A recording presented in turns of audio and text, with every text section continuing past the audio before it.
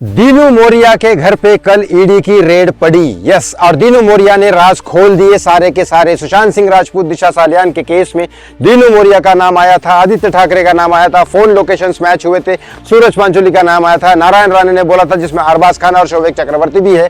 और इन सब के बारे में जो बातें हुई थी इस वजह से उसके बाद ईडी की रेड पड़ी है किसके घर पे? दीनू मोरिया के घर पे। और दीनू मोरिया ने सारे के सारे राज खोल दिए। इस वीडियो में आपको बताने वाला हूं कि अब नेक्स्ट रेड जल्दी ही आज हो सकती है या कल।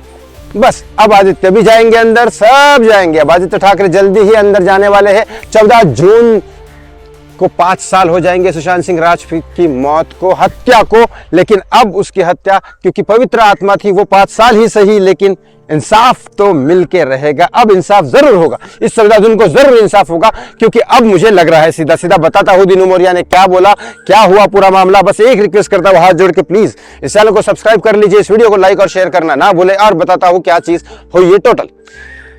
मीठी नदी जो होती है, मीठी रिवर बोलते हैं, मीठी नदी जो होती है मतलब मीठा पानी जिस नदियों में होता है मुंबई के, उस नदी को साफ करने के लिए कॉन्ट्रैक्टर को कॉन्ट्रैक्ट दिया गया।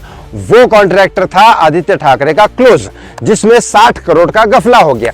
अब उसमें बोलोगे आप दीनू मोरिया का नाम कैसे आया? दीनू मोरिया का भाई और दीनू मोरिया इस कॉन्ट्रैक्ट में थे क्योंकि आदित्य ठाकरे दीनू मोरिया के बहुत अच्छा करीबी, सबसे ज्यादा करीबी दोस्त है बॉलीवुड का। और दीनू मोरिया के पास वैसे भी काम नहीं है तो दीनू मोरिया यही सब करेगा। तो यही सब कर रहा था, हवाला बहुत सारी चीजें। सोर्स ने तो मुझे बताया कि ड्रग्स वग्स ये सारी चीजें भी कर रही थी, बीच में नाम भी आया था। लेकिन अब यहाँ पे बात ये आई है कि दीनू मोरिया को अरेस्ट किया गया, दीनू मोरिया को पूछताछ के लिए लेके गए, दीनू मोरिया पकड़ा गया, 60 करोड़ का मामला सामने आया।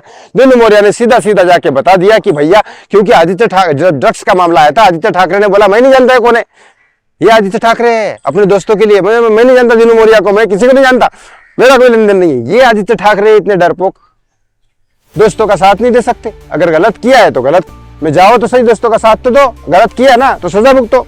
नहीं, लेकिन इतनी हिम्मत नहीं है। तो फिर क्या हुआ, बाद में दीनू मोरिया ने सारी चीजें बता दी। हाँ भाई, हमने मीठे रिवर का कांड किया था, ये किया था जिसमें 60 करोड़ का गफला हुआ, ये आदमी है, ये कॉन्ट्रैक्टर है, ये है आदित्य है, सब है, सबके नाम ले लिए दीनू मोरिया ने, जो मुझे सोर्स कह रहा है। अब नेक्स्ट रेड आदित्य के घर पे। अब रही बात दिशा और सुशांत की, क्योंकि ये मामला सारा का सारा पैसे का नहीं है। देखो ये मामला, देखो बीजेपी ने गेम किया है, बीएमसी का इलेक्शन आ रहा है। बीएमसी के इलेक्शन के टाइम पे मैंने आपको कई बार बताता हूं दिशा सुशांत का क्या बताया दीनू मोरिया ने। लेकिन बीएमसी का इलेक्शन आने वाला है, बीएमसी के इलेक्शन में यहाँ पे मैंने कई बार बताया, बीजेपी के साथ काम करके इन्होंने भले काम किया हो मुंबई में बीजेपी की वजह से, लेकिन नाम अपना दे दिया, बाला साहब Thackeray trauma care hospital, Smita Thackeray blood care hospital, ये सब नाम दे दिया। और इस वजह से मनसे के साथ इन्होंने मिल लिए। तो इनको लगा बीजेपी को कि ये बीएमसी के इलेक्शन जीतेंगे, तो बीएमसी के इलेक्शन ये जीत गए तो फिर तो महाराष्ट्र का बंटा धार हो जाएगा, क्योंकि ये किसानों को भी खाएंगे और सबको खाएंगे। फिर मुंबई का भी पता नहीं कोई विकास नहीं होने वाला अगर उद्धव ठाकरे की सरकार आई तो। लेकिन अब इसके बाद बीजेपी ने सही गेम खेला कि अब बीएमसी के इलेक्शन है तो बीएमसी पे ही इनका वार करते हैं। बीएमसी में कॉन्ट्रैक्ट दिया था मीठी रिवर का आदित्य ठाकरे के दोस्त को, कॉन्ट्रैक्टर को, उसमें दीनू मोरिया पकड़ा गया। अब बीएमसी का ये अगर पकड़ा गया कांड तो बीएमसी के लोग बीएमसी के लिए इलेक्शन में इसको वोट क्यों देंगे?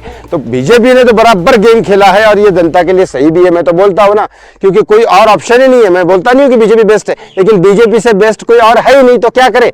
तो बीजेपी तो इसने गेम खेल लिया। लेकिन इससे नहीं होता सारा चीजें, क्योंकि पब्लिक तो पब्लिक है।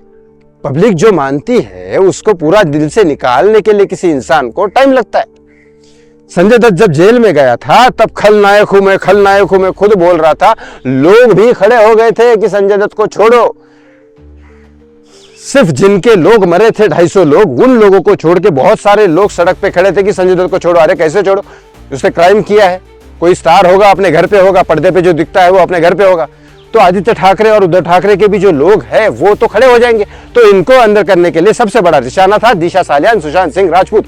अब सुशांत सिंह राजपूत के बारे में दीनू मोरिया ने पूछा, दीनू मोरिया को पूछा, सारी की सारी ईडी तो सिर्फ एक बहाना थी, अंदर लाओ और पूछो।